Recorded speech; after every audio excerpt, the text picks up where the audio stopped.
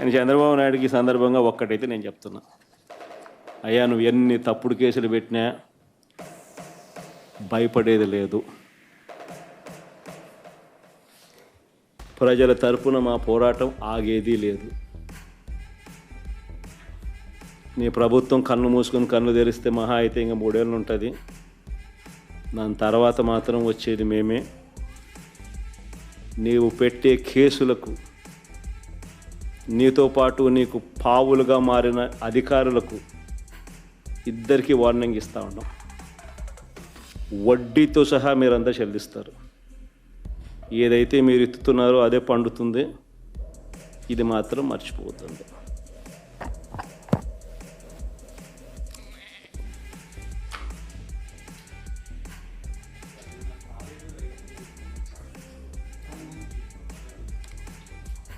అదురుగా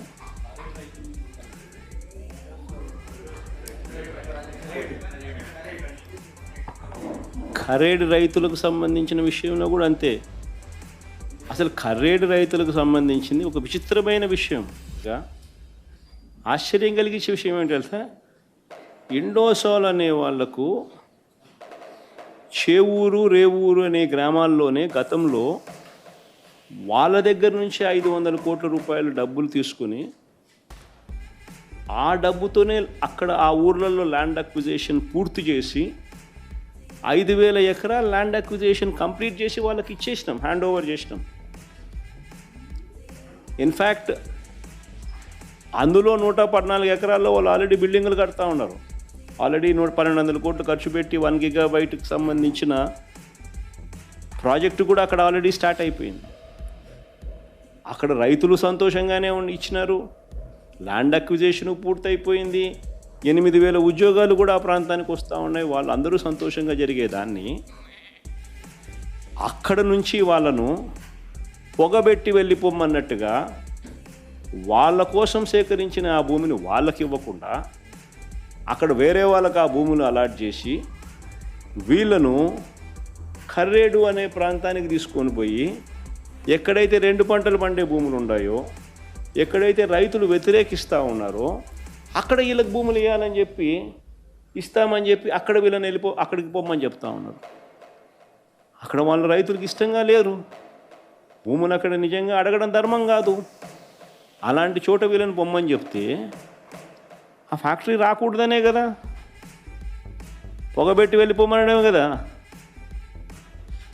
మరి ఇది 42,000 కోట్ల పెట్టుబడులు, 8,000 మందికి ఉద్యోగాలు వచ్చే అవకాశాలు, ఇవన్నీ మీరు ఏం చేస్తూ ఉన్నారు?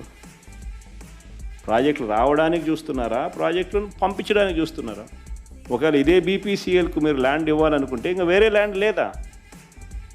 గవర్నమెంట్ ల్యాండే ఉంది అదే జిల్లాలోనే, పక్క జిల్లాలోనే.